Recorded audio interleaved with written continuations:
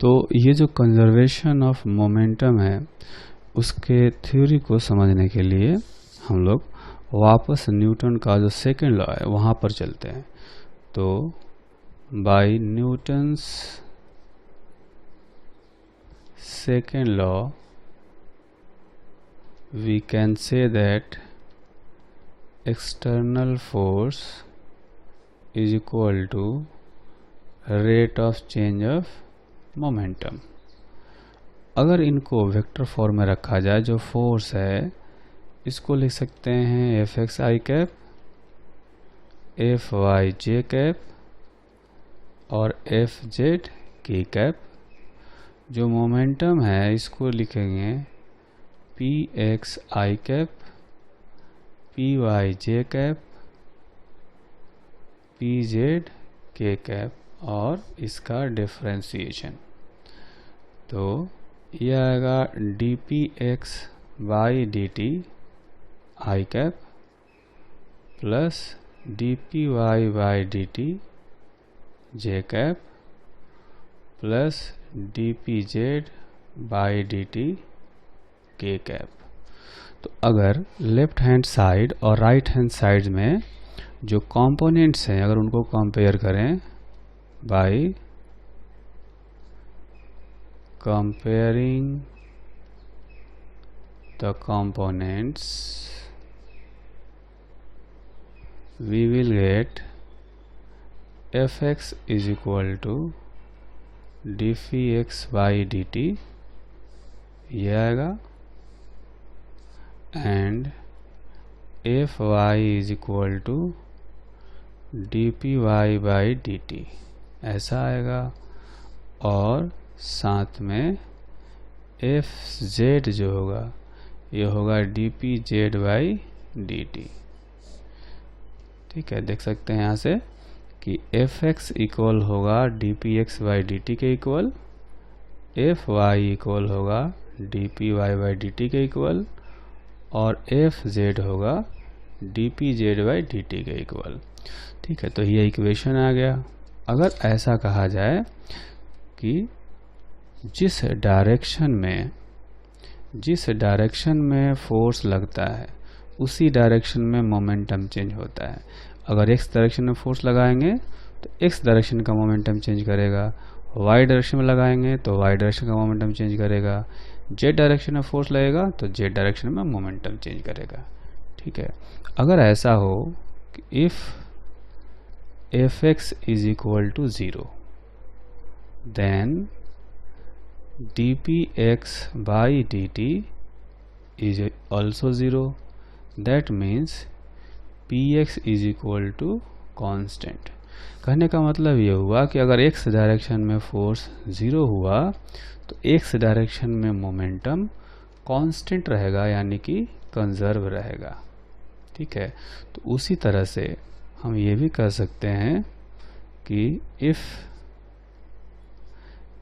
fy is equal to 0 then dpy by dt is equal to 0, that means py is equal to constant। Similarly, if fz is equal to 0 then dpz by dt is equal to 0, that means pz is equal to constant. तो ये जो expression है वो ये बताते हैं कि अगर हम एक्स डायरेक्शन में फोर्स 0 करेंगे तो एक्स डायरेक्शन में मोमेंटम कांस्टेंट रहेगा यानी कि कंजर्व रहेगा। अगर वाई डायरेक्शन में फोर्स 0 करेंगे तो वाई डायरेक्शन में मोमेंटम कांस्टेंट रहेगा या कंजर्व रहेगा। जेड डायरेक्शन में फोर्स 0 करेंगे तो जेड डायरेक्शन में मोमेंटम कांस्टेंट रहेगा या कंजर्व रहेगा। तो यही law of conservation of momentum है कि जिस डायरेक्शन में फोर्स 0 करेंगे उस डायरेक्शन में मोमेंटम कंजर्व रहता है। तो इसको हम लोग लिखते हैं law of conservation of momentum. इस लॉ के हिसाब से ये कहा जा सकता है कि if external force on an object is 0 in a particular direction, then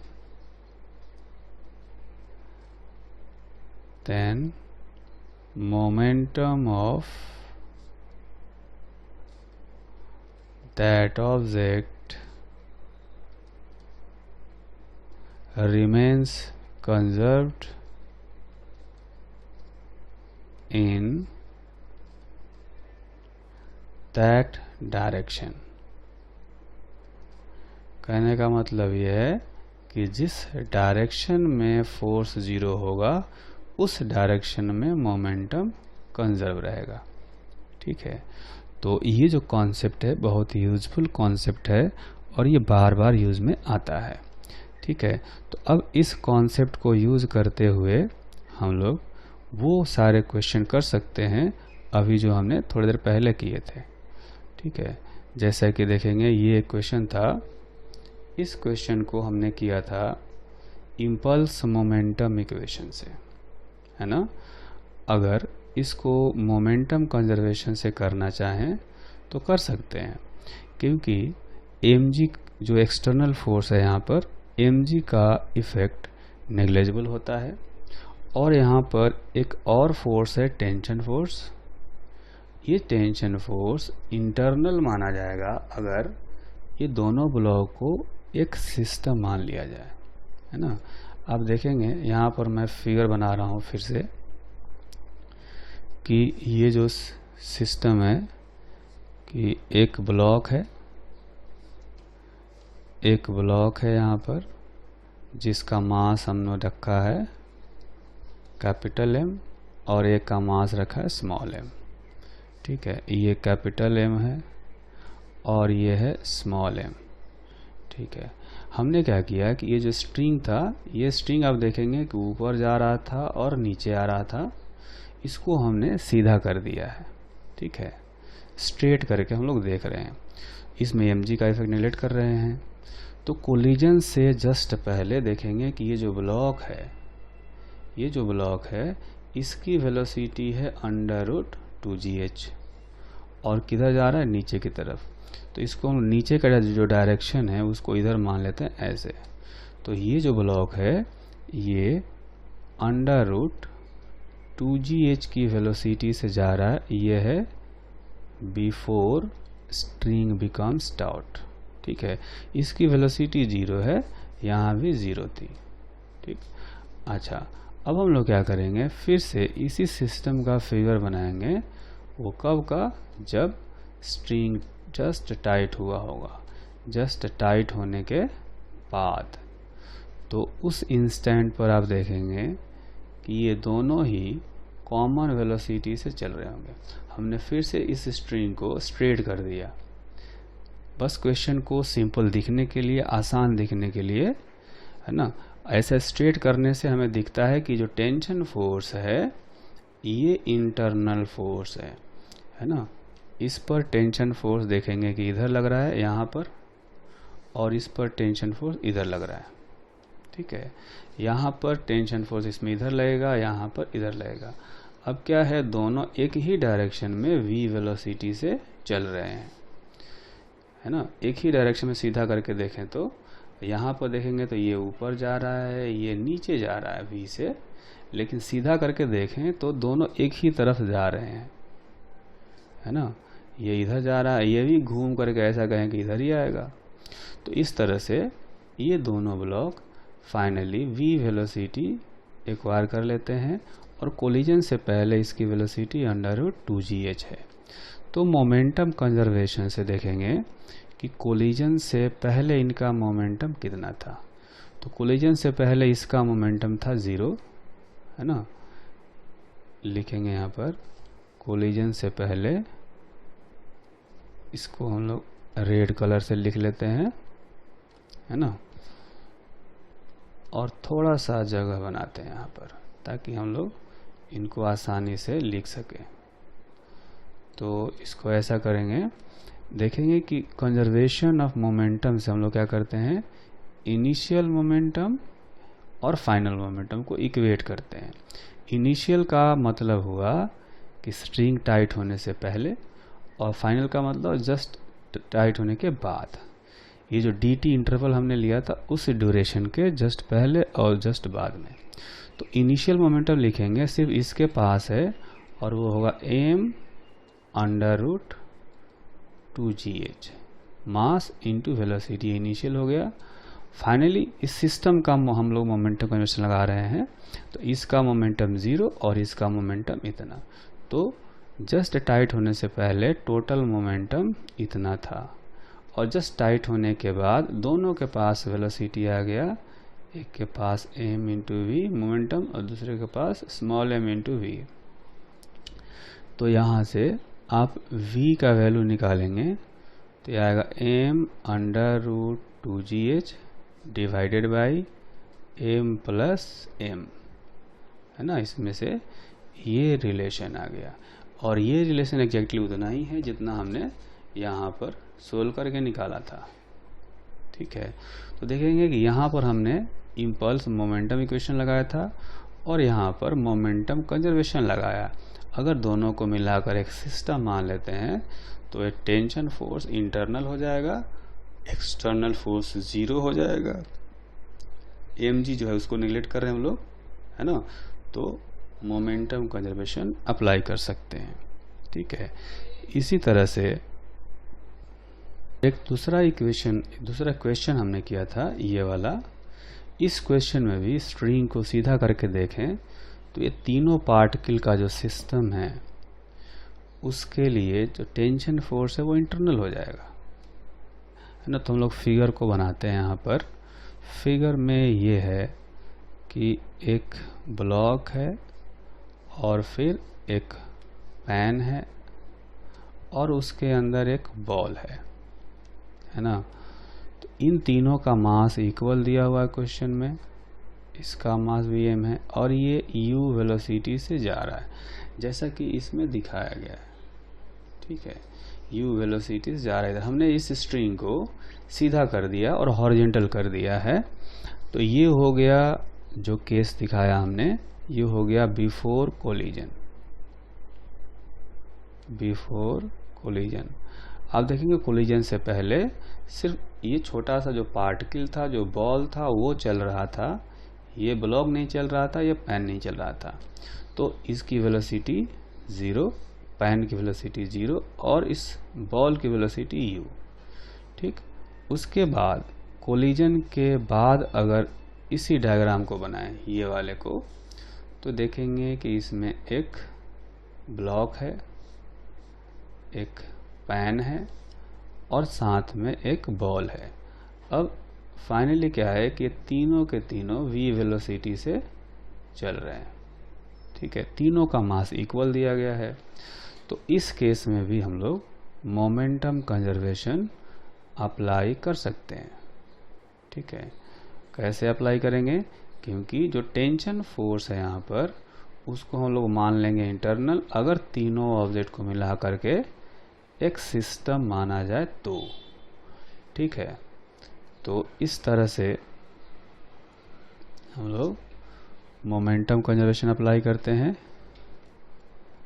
इसको रेड कलर से लिखते हैं, initial momentum is equal to final.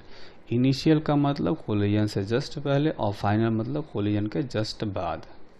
ठीक है, तो देखेंगे कि कोलिजन से जस्ट पहले सिर्फ ये बॉल चल रहा है, इसके पास मोमेंटम है m/u, बाकी इन दोनों के पास 0 है, ब्लॉक के पास भी 0, पैन के पास भी 0। ठीक, और जस्ट कोलिजन के बाद ये तीनों के तीनों v वेलोसिटी से चल रहे हैं, तो तीनों का मोमेंटम ऐड कर देंगे 3m/v, एक का mv तो 3 का 3mv, है ना। तीनों का मास इक्वल है, तीनों की वेलोसिटी इक्वल है फाइनली। तो इसमें से देखेंगे कि जो v आएगा वो आ जाएगा u/3। ठीक है, तो ये जो आंसर आया v equal to u by 3, यही आंसर तब भी आया था, हमने इस फॉर्मूले को यूज करके फाइंड किया था, तो यही आंसर तब भी आया था, है ना। ये देख सकते हैं यहाँ पर आया था v is equal to u by 3। तो मोमेंटम कंजर्वेशन जो है वो कई बार बहुत ही सिंपल कर देता है क्वेश्चन को, इसलिए हमें इस कॉन्सेप्ट को स्पेशली हमेशा बार बार यूज करना चाहिए। तो इस law of conservation of momentum पर बेस्ड कुछ एग्जाम्पल्स करते हैं, जिसमें से पहला एग्जाम्पल है गन प्लस बुलेट सिस्टम पर बेस्ड। इसमें क्या है, आप देखेंगे कि गन है और गन के साथ में एक बुलेट है, ये रेड कलर से बुलेट दिखाया गया है। दोनों का मास है m प्लस m। इसमें से कैपिटल M मास गन का ले लेते हैं और स्मॉल m मास जो है वो बुलेट का ले लेते हैं। इनिशियली ये जो गन है ये रेस्ट पर है, ठीक है। अब जैसे ही बुलेट फायर किया जाता है तो बुलेट तो बाहर किसी वेलोसिटी v से ये बाहर निकलता है इधर, है ना, और इसका मास है स्मॉल m, इस गन का मास है कैपिटल M। तो जैसे ही बुलेट बाहर निकलता है तो गन को पीछे की तरफ एक धक्का लगता है और इसलिए एक रिक्वायर्ड वेलोसिटी vc से ये पीछे की तरफ जो है ये रिक्वायल होता है, ठीक है। तो देखेंगे कि जब भी यहाँ से फायर किया गया हो तो अगर ऐसा मान लिया जाए कि एक्सटर्नल फोर्स जो है वो 0 है, ठीक है, हमने हाथ से कोई फोर्स नहीं लगाया है, कोई धक्का नहीं लगाया आगे, बस अपने आप मान लेते हैं कि ये फायर हो गया। तो फायर हो जाएगा तो बुलेट आगे जाएगा, गन पीछे जाएगा, तो इसमें मोमेंटम कंजर्वेशन लगाया जा सकता है। तो by conservation of momentum, conservation of momentum, initial momentum is equal to final momentum. Initial momentum जो है वो है 0, क्योंकि दोनों की जो कंबाइंड वेलोसिटी है वो 0 है इनिशियली।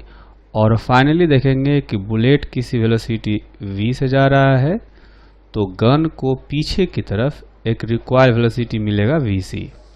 तो यहाँ से जो vc है यानी रिक्वायर्ड वेलोसिटी है ये आएगा mv डिवाइडेड बाई m, ठीक है। तो ये जो vc है इसको कहा जाता है required velocity of gun, required velocity of gun. इसीलिए अगर हम लोग हाथ से पकड़े रहते हैं गन को फायर करते टाइम में तो हमें पीछे की तरफ एक धक्का लगता है, क्योंकि गन को पीछे की तरफ एक वेलोसिटी मिलती है, ठीक। इसके बाद आते हैं दूसरे टाइप के एग्जाम्पल्स में। दूसरा टाइप का एग्जाम्पल है, इसमें एक बुलेट होता है और एक ब्लॉक होता है, ठीक है। तो पहला केस ये है कि एक स्मॉल m मास का एक बुलेट है जिसको कि किसी वेलोसिटी v से फायर किया गया है। ये इनिशियली v वेलोसिटी से जा रहा था और कैपिटल M मास का एक ब्लॉक है जो कि शुरू में रेस्ट पर है, ठीक। उसके बाद क्या हुआ कि जो बुलेट है इस ब्लॉक को पेनेट्रेट करता है और पेनेट्रेट करने के बाद बाहर निकल जाता है, ठीक है। तो जो बुलेट है, बुलेट की वेलोसिटी अगर मान लिया जाए v है, ठीक है, तो ये जो ब्लॉक है इसकी वेलोसिटी कुछ मान लेते हैं कि v डैश है, ठीक। अब इसका मास है स्मॉल m। तो बुलेट और ब्लॉक दोनों को एक सिस्टम मान लिया जाए, कोई एक्सटर्नल फोर्स नहीं है, इनके बीच में जो फोर्स लग रहा होगा वो इंटरनल फोर्स होगा, ठीक है। तो इनको हम लोग ऐसा कर सकते हैं कि इसमें मोमेंटम कंजर्वेशन अप्लाई कर सकते हैं। तो by conservation of momentum we can say that initial momentum is equal to final momentum. Initial momentum क्या होगा, इनिशियली देखेंगे कि इस बुलेट के पास मोमेंटम है m इंटू वी और ब्लॉक के पास मोमेंटम है 0 क्योंकि ये रेस्ट पर था। फाइनली ये जो ब्लॉक है इसकी वेलोसिटी है v डैश, तो इसका मोमेंटम हो जाएगा mv डैश और बुलेट की वेलोसिटी है mvb। वेलोसिटी vb है तो उसका मोमेंटम हो गया स्मॉल m इंटू वीबी। तो इनमें से कुछ वेलोसिटी हमें दे दिया जाएगा और कुछ फाइंड करना होगा। तो उस केस में हमारे लिए ये इक्वेशन वैलिड रहेगा, ठीक है।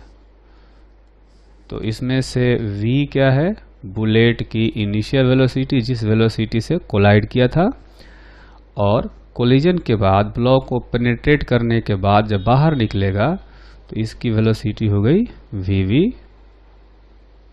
और जो ब्लॉक है उसकी वेलोसिटी हो गई फाइनली v डैश, ठीक। ये एक रिलेशन आ गया यहाँ पर।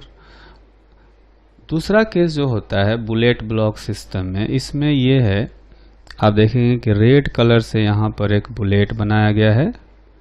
ये बुलेट है जिसका कि मास है m और इनिशियली ये किसी वेलोसिटी u से जा रहा था।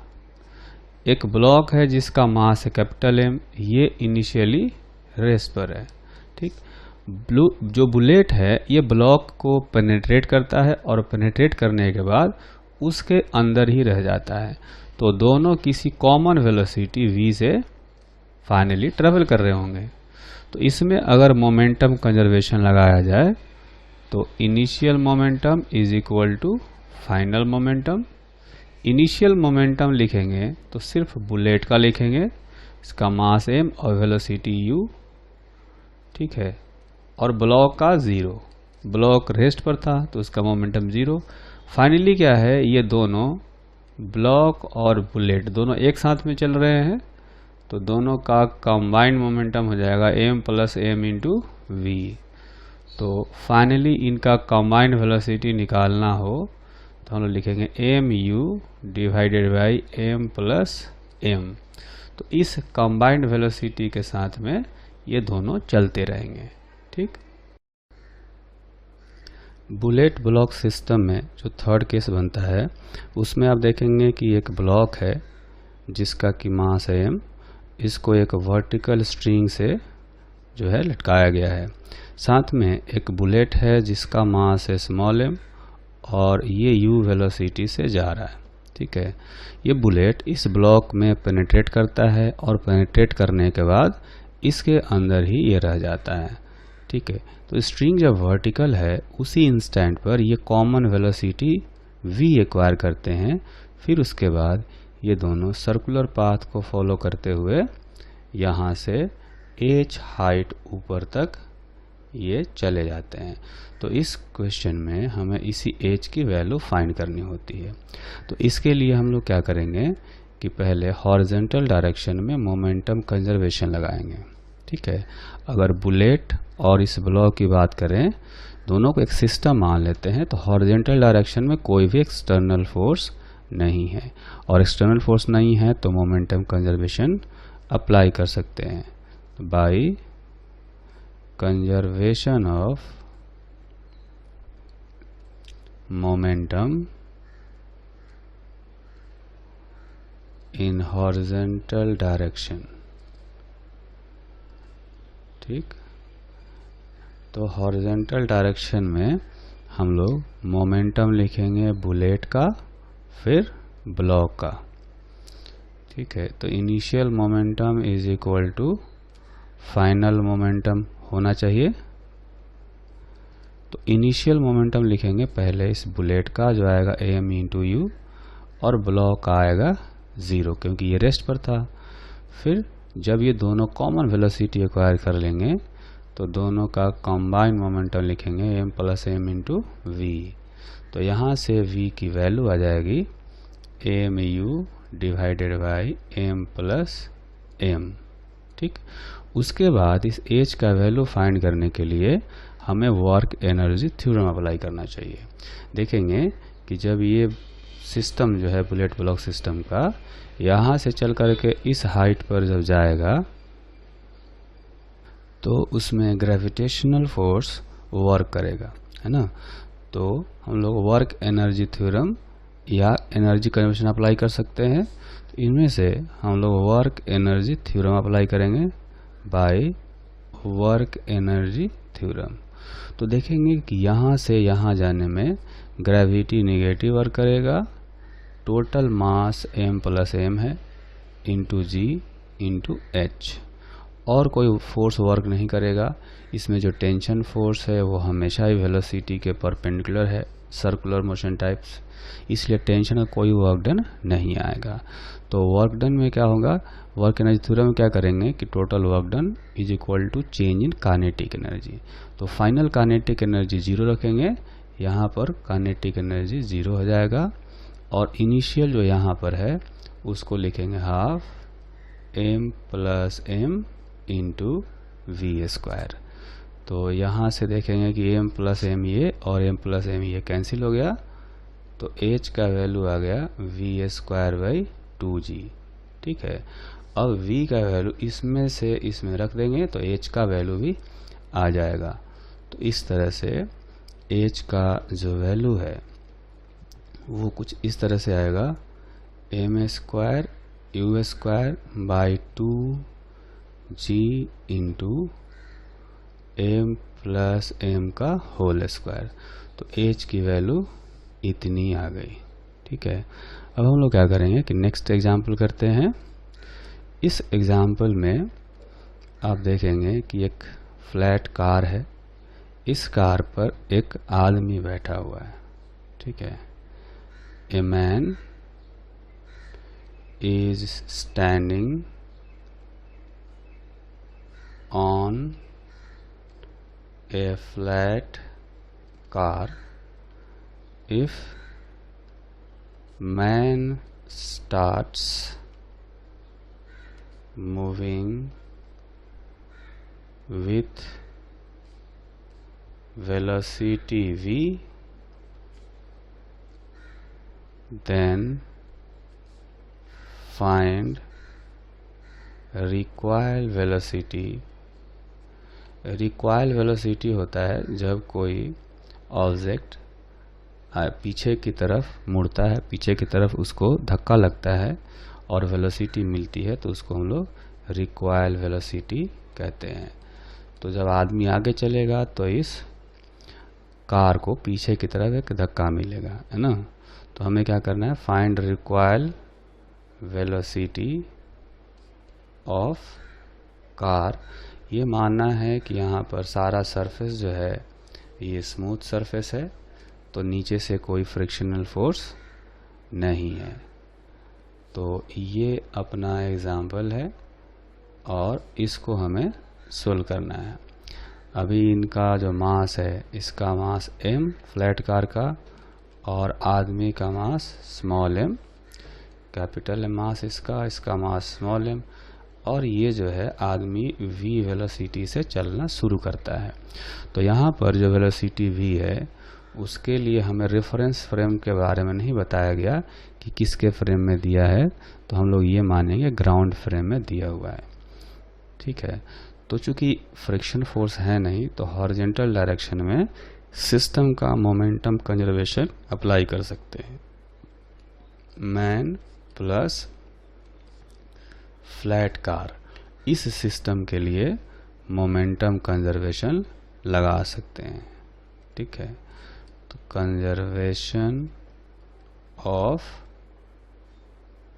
मोमेंटम, तो इनिशियली जो है ये रेस्ट पर थे, फाइनली अगर आदमी v से जाता है तो ये v डैश से पीछे की तरफ रिक्वायल करेगा। तो मोमेंटम कंजर्वेशन अगर अप्लाई करें, initial momentum is equal to final momentum. Initial momentum लिखेंगे 0 क्योंकि सिस्टम रेस्ट पर था, और फाइनली लिखेंगे आदमी का momentum m into V positive लिखेंगे। तो जो फ्लैट कार है उसका निगेटिव लिखना पड़ेगा, है ना। तो हमने निगेटिव साइन पहले ही ले लिया है, चाहें तो उसको ऐसे कर सकते हैं कि mv प्लस ये हो जाएगा mv प्लस कैपिटल M और वेलोसिटी उसकी माइनस v डैश लिखेंगे।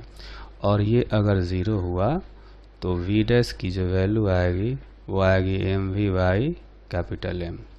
ये हो गया रिक्वायर्ड वेलोसिटी। रिक्वायर्ड वेलोसिटी का मतलब ये हुआ कि वो जो एक आदमी मोशन कर रहा है उसके जस्ट अपोजिट में ये चलना शुरू करेगा। तो ये हो गया एक एग्जाम्पल। इसी से मिलता जुलता दूसरा एग्जाम्पल है। इस एग्जाम्पल में क्या है कि सेम वही flat car plus man system है ना। ये इनिशियली रेस्ट पर है। इसका मास कार का m, आदमी का मास स्मॉल m है ना। ये आदमी का मास स्मॉल m है। लेकिन फाइनली क्या होता है कि ये जो आदमी है ये v वेलोसिटी से जंप करता है तो वो रिलेटिव वेलोसिटी दिया हुआ है ना। In last question if man jumps from the car with velocity v relative to car, then find required velocity। ठीक है। तो पिछले क्वेश्चन में और इस क्वेश्चन में फ़र्क यही है कि जो वेलोसिटी v था आदमी के चलने का था उसमें, इसमें जंप करने का है, वो वेलोसिटी ग्राउंड के रेस्पेक्ट में था और यहाँ पर कार के रेस्पेक्ट में है। कार के रेस्पेक्ट में तब जब आदमी जंप कर गया हो। जंप करने से पहले दोनों में से किसी के पास वेलोसिटी नहीं है ना। तो दोनों की वेलोसिटी जंप करने के बाद ही होगी। तो ऐसा मान लेते हैं कि जब आदमी जंप करेगा तो इसकी वेलोसिटी v1 हो गई, ये ग्राउंड के रेस्पेक्ट में, और इसकी जो वेलोसिटी है वो v2 हो गई, ये भी ग्राउंड के रेस्पेक्ट में। तो ग्राउंड के रेस्पेक्ट में ही हम लोग मोमेंटम कंजर्वेशन अप्लाई करेंगे। ठीक है। तो by conservation of momentum, initial momentum is equal to final momentum. तो इनिशियल मोमेंटम था 0 और final momentum m into v1 plus capital M into minus v2। ठीक है। हमें इसमें फिर से रिक्वायर्ड वेलोसिटी फाइंड करना है। पिछले क्वेश्चन में भी रिक्वायर्ड वेलोसिटी ही फाइंड करनी थी। ठीक है। अब यहाँ पर ये देख सकते हैं कि ये दोनों अपोजिट डायरेक्शन में चल रहे हैं। ये v1 से इधर जा रहा है, ये v2 से इधर जा रहा है। तो इनकी जो रिलेटिव वेलोसिटी होगी वो होगी v1 प्लस v2, और ये क्वेश्चन में v दिया हुआ है। ठीक है। तो यहाँ से v1 का जो वैल्यू है वो लिख सकते हैं v माइनस v2। तो v1 के जगह पर हम लोग क्या करेंगे, यहाँ पर सब्स्टिट्यूट करेंगे। तो 0 is equal to m, v1 के जगह पर v2 माइनस v, जो यहाँ से हमने निकाला है, v1 के जगह पर रखेंगे v माइनस v2 है, तो इसको हम लोग चेंज कर देते हैं। ये हो जाएगा v माइनस v2। ठीक है। ये हो गया v minus v2 plus m into minus v2। यहाँ v2 ग्राउंड के रेस्पेक्ट में है, v1 भी ग्राउंड के रेस्पेक्ट में था। ठीक है। तो यहाँ से आप देखेंगे कि इधर आ जाएगा 0 is equal to M V minus M plus M into v2। तो v2 का वैल्यू आएगा m into V by M plus M. ठीक है। ये आ गया। ये रिक्वायर्ड वेलोसिटी है, वो भी ग्राउंड के रेस्पेक्ट में, विथ रेस्पेक्ट टू ग्राउंड। अब हम लोग एक और एग्जांपल करेंगे इसी से रिलेटेड। ठीक है, ये भी जो है वही flat car plus man system है, मैन प्लस फ्लैट कार, लेकिन ये शुरू में किसी वेलोसिटी v0 से चल रहे हैं। ठीक है, और फिर क्या होता है कि ये जो आदमी है ये जंप करता है ना। If man jumps with velocity v with respect to car, then find final velocity of car। तो ऐसा मान लेते हैं कि ये जो आदमी है ये आदमी किसी वेलोसिटी v1 से चला और इसकी वेलोसिटी v2 हो गई। ठीक है, इनका मास वैसे ही है, कैपिटल M और स्मॉल m। तो ये सारी वेलोसिटी अभी हमने ग्राउंड के रेस्पेक्ट में दिखाई है। ये ग्राउंड के रेस्पेक्ट में था, ये दोनों भी ग्राउंड के रेस्पेक्ट में हैं। सिर्फ क्वेश्चन में जो दिया गया है वो वेलोसिटी रिलेटिव वाली दी गई है। तो हम लोग फिर से मोमेंटम कंजर्वेशन अप्लाई कर सकते हैं bye conservation of momentum of man plus car system। तो इसमें देखेंगे कि जो इनिशियल मोमेंटम है वो फाइनल मोमेंटम के इक्वल होना चाहिए। तो इनिशियल मोमेंटम हम लोग लिखेंगे इनका, वो लिखेंगे m plus m into v0, क्योंकि दोनों साथ में चल रहे हैं। और फाइनली लिखेंगे m v1 plus capital M into v2। दोनों को इस बार सेम डायरेक्शन में चलता हुआ दिखाया है हमने। ठीक, अब ऐसा करेंगे कि इनकी रिलेटिव वेलोसिटी दी गई है, तो आदमी की वेलोसिटी इस कार के रेस्पेक्ट में आएगा v1 minus v2। Velocity of man with respect to car ही आएगा, और ये क्वेश्चन में दिया गया है v। तो हम लोग क्या करेंगे कि हमें यहाँ पर क्वेश्चन में v2 की वैल्यू फाइंड करनी है, इसकी वैल्यू। तो इस v1 को एलिमिनेट करेंगे, तो इसमें से अगर v1 निकालें तो यह आएगा v प्लस v2। इस v1 का वैल्यू यहाँ पर हम लोग इसमें रखेंगे, तो लिख सकते हैं m plus small m into v0 m। v1 का वैल्यू देखें यहाँ पर आया है v प्लस v2, तो रखेंगे v plus v2 plus capital M into v2। तो ये होगा m into v plus small m plus capital M into v2। तो यहाँ से v2 का जो वैल्यू आएगा वो आप देख सकते हैं कि m plus m into v0 minus mv divided by m plus m।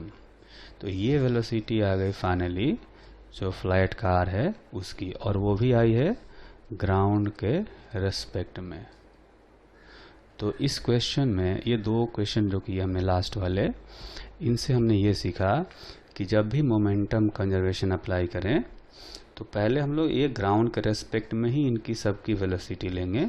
ये सारी ग्राउंड के रेस्पेक्ट में है, ग्राउंड के रेस्पेक्ट में इक्वेशन लिखना है कुछ इस तरह से। उसके बाद अगर रिलेटिव वेलोसिटी दी हुई है तो इनको हम लोग रिलेट करेंगे रिलेटिव वेलोसिटी से। ठीक है, और फिर इसको हम लोग वहाँ पर सब्स्टिट्यूट कर देंगे, फिर जा कर के फाइनली वेलोसिटी निकाल सकते हैं। तो ये बहुत ही आसान रहता है हमेशा कि पहले ग्राउंड के रेस्पेक्ट में लेंगे और उसको रिलेटिव वेलोसिटी से रिलेट करके क्वेश्चन में रख देते हैं।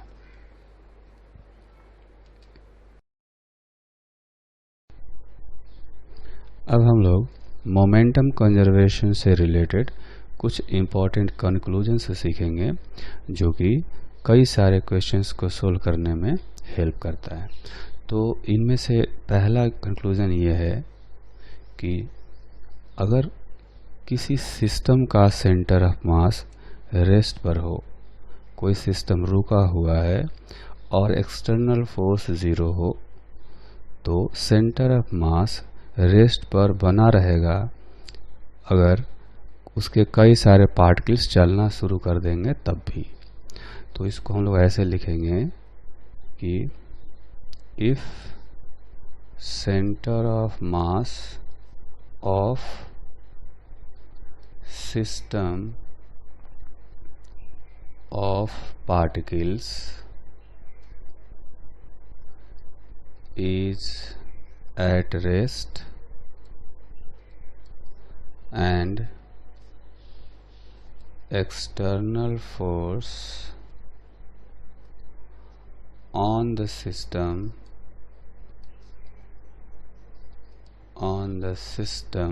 is 0, then center of mass remains at rest even if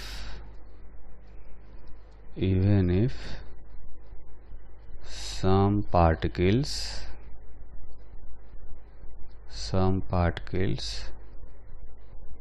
start moving due to internal forces। ठीक, तो ये एक बहुत ही इम्पोर्टेंट कंक्लूजन है कि अगर सिस्टम का सेंटर ऑफ मास पहले से रेस्ट पर है और उस पर लगने वाला एक्सटर्नल फोर्स 0 है तो सेंटर ऑफ मास रेस्ट पर ही रहेगा इवन इफ कई सारे पार्टिकल्स अगर चलना शुरू कर देते हैं इंटरनल फोर्स के कारण से तो। ठीक, दूसरा कंक्लूजन ये है कि if centre of mass of system is moving with some velocity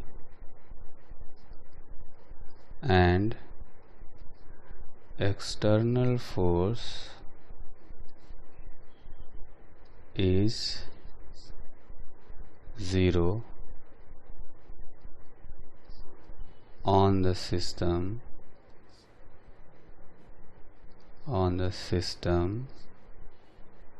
then center of mass of system continue to move even if there are some changes in the system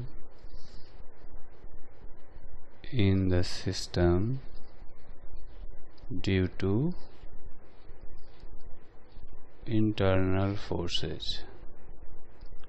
ठीक है, और एक थर्ड कंक्लूजन ये है कि internal forces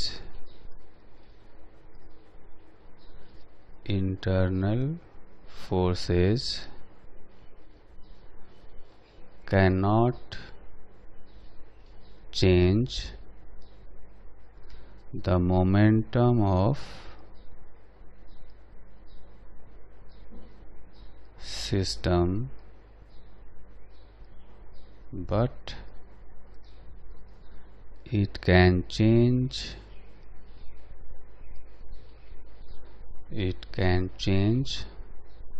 the kinetic energy and potential energy of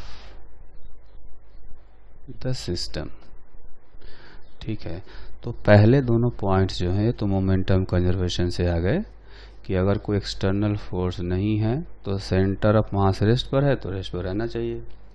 दूसरा point भी उसी से है, अगर किसी कांस्टेंट वेलोसिटी से चल रहा है सेंटर ऑफ मास और एक्सटर्नल फोर्स नहीं है, तो उसी कांस्टेंट वेलोसिटी से चलते रहना चाहिए।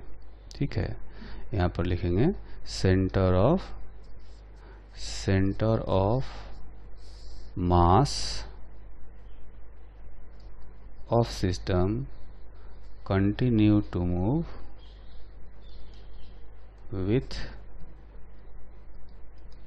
कांस्टेंट, और कांस्टेंट के जगह पर लिख सकते हैं सेम वेलोसिटी एज अर्लियर, है ना। Continue to move with same initial velocity. ठीक है, ये यहाँ पर आ जाएगा। तो इस पॉइंट को फिर से एक बार देख लेते हैं। If center of mass of system is moving with some velocity and external force is 0 on the system, then center of mass of system continue to move with same initial velocity even if there are some changes in the system due to internal forces। तो internal force जो है, हो सकता है kinetic energy change कर दिया हो, potential energy change कर दिया हो, लेकिन मोमेंटम चेंज नहीं करता है। तो सेंटर ऑफ मास का जो मोमेंटम पहले था वो बना रहता है। ठीक है, तो यहाँ पर हमने तीसरा पॉइंट क्या देखा कि इंटरनल फोर्स जो है वो मोमेंटम चेंज नहीं कर सकता, लेकिन एनर्जी चेंज कर सकता है, जबकि एक्सटर्नल फोर्स जो है वो दोनों ही चेंज कर सकता है। तो फोर्थ पॉइंट लिख सकते हैं external force can change both momentum and energy of system. ठीक है, एक्सटर्नल फोर्स मोमेंटम भी चेंज कर सकता है और एनर्जी भी चेंज कर सकता है, जबकि इंटरनल फोर्स मोमेंटम चेंज नहीं कर सकता, है ना, और एनर्जी चेंज कर सकता है। तो ये कुल मिलाकर के 4 इम्पॉर्टेंट पॉइंट्स हैं। ये 4 इम्पॉर्टेंट पॉइंट्स अगर ध्यान रखेंगे हम लोग तो कई सारे क्वेश्चन आसानी से कर सकते हैं। ठीक है, तो इसके लिए हम लोग एक एग्जाम्पल करते हैं। यहाँ पर देखेंगे कि एक ऐसा एग्जाम्पल दिया गया है जिसमें एक प्लैंक है जो कि स्मूथ सरफेस पर रखा गया है। ठीक है, उस प्लैंक के राइट एंड पर एक आदमी खड़ा है। आदमी का मास स्मॉल m है और प्लैंक का मास है कैपिटल M। ठीक, अब ये आदमी जो है वो राइट एंड से लेफ्ट एंड पर आना चाहता है, वो एंड को चेंज करना चाहता है। तो जैसे ही अगर वो एंड को चेंज करेगा तो प्लैंक जो है वो खिसकेगा। तो प्लैंक का डिस्प्लेसमेंट कितना होगा ये हमें बताना है। क्वेश्चन में ये है कि a man standing on plank changes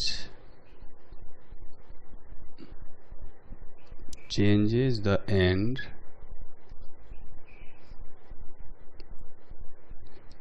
change करने का मतलब है कि राइट एंड से लेफ्ट एंड में आ जाएगा।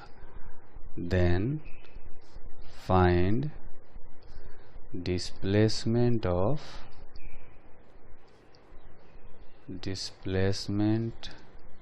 Of plank. ठीक है, तो आप देखेंगे कि चूंकि नीचे स्मूथ सरफेस है, इसलिए इस सिस्टम पर प्लैंक प्लस मैन सिस्टम की हम बात करें, प्लैंक प्लस मैन सिस्टम की बात करें तो एक्सटर्नल फोर्स 0 है। ठीक है, क्योंकि फ्रिक्शन है नहीं, और वर्टिकल डायरेक्शन में भी mg और नॉर्मल कैंसिल हो जाएंगे। तो इसका मतलब ये है कि मोमेंटम कंजर्व रहेगा, मोमेंटम भी कंजर्व रहेगा, और साथ में जो पहला कंक्लूजन अभी हमने लिखा कि अगर सेंटर ऑफ मास रेस्ट पर हो और एक्सटर्नल फोर्स नहीं हो तो centre of mass should remain at rest, है ना। तो इसी कंक्लूजन को हम लोग यूज़ करते हैं यहाँ पर, ठीक है। तो इसमें देखेंगे कि यहाँ पर एक लाइन ड्रॉ करते हैं, है ना। ये लाइन है, मान लेते हैं एक तरह से कि ये वाई एक्सिस है, ठीक है। तो अगर ये लाइन वाई एक्सिस हो गया, इसी वाई एक्सिस पर इस प्लैंक का एक एंड है, ठीक। अब ऐसा होगा कि जब ये आदमी राइट एंड से लेफ्ट एंड में जाएगा तो सेंटर ऑफ मास वहीं रुके रहने के लिए ये ज़रूरी है कि प्लैंक राइट साइड में मूव करे, है ना। तो कुछ प्लैंक जो है उस साइड में खिसक जाएगा, ठीक। ये जो आदमी है अब आ गया इस एंड पर, तो इस एंड पर जब आदमी आ गया जिसका मास है m और प्लैंक का मास है कैपिटल M, ऐसा मान लेते हैं कि प्लैंक x डिस्टेंस से राइट साइड में खिसक गया है, ठीक है। तो चूंकि एक्सटर्नल फोर्स नहीं है सिस्टम पर, तो सेंटर ऑफ मास पहले जहां था अभी भी वहीं पर रहना चाहिए, ठीक है। सिस्टम का सेंटर ऑफ मास लिखें आदमी के एंड चेंज करने से पहले और एंड चेंज करने के बाद। तो देखेंगे कि सेंटर ऑफ मास की जो वेलोसिटी है पहले यहाँ पर, तो इस तरह से लिखेंगे, आदमी जो है उसका मास m और उसका पोजीशन, इसको हम लोग ऑरिजिन मान रहे हैं, ये x डायरेक्शन हो गया, तो m इंटू आदमी का पोजीशन हो गया l प्लस प्लैंक का मास m, और प्लैंक का पोजीशन कैसे बताएंगे, उसका सेंटर ऑफ मास का पोजीशन बताएंगे यहाँ से l/2, ठीक है। तो उसका लिखेंगे l/2 divided by m1 plus m2, जो m1 r1 plus m2 r2 m1 plus m2 होता है ना। तो वही फॉर्मूला हमने लगाया है। ये इसका सेंटर ऑफ मास का पोजीशन है, कई एक तरह से कह सकते हैं कि x कोऑर्डिनेट है, ठीक है। ये हो गया इनिशियली, और फाइनली ये कह सकते हैं जब आदमी एंड को चेंज कर लेगा तो उस केस में आदमी का मास है m और उसका पोजीशन है x, ये अब ऑरिजिन है, तो यहाँ से ये x डायरेक्शन मान लेते हैं, ये y एक्सिस है। तो आदमी का हो गया m इंटू एक्स, और प्लैंक का लिखेंगे m into x plus l/2, है ना। इसका सेंटर ऑफ मास है प्लैंक का, वो इस एंड से l/2 डिस्टेंस पर है, तो ऑरिजिन, ये ऑरिजिन हमारे लिए, तो ऑरिजिन से इसका पोजीशन लिखेंगे x plus l/2 divided by m1 plus m2। तो चूंकि एक्सटर्नल फोर्स नहीं है तो सेंटर ऑफ मास डिस्प्लेस नहीं होना चाहिए, है ना। तो ये सेंटर ऑफ मास का पोजीशन और ये सेंटर ऑफ मास का पोजीशन इक्वल होना चाहिए, है ना। तो लिखेंगे, उनको इक्वेट कर देते हैं, by m plus m is equal to m into X, m x plus l/2 divided by m1 plus m2। देखेंगे ये नीचे वाला टर्म कैंसिल हो गया, है ना। तो इधर बचेगा small m into L, m into l/2 m into X, m x plus ml/2। तो यहाँ से ये जो टर्म है ml/2 ये कैंसिल हो जाएगा, ठीक है। तो इधर x कॉमन ले सकते हैं, तो m प्लस m आ गया, यानी x का जो वैल्यू होगा वो आएगा ml divided by m plus m, ठीक। ठीक है, ये आ गया।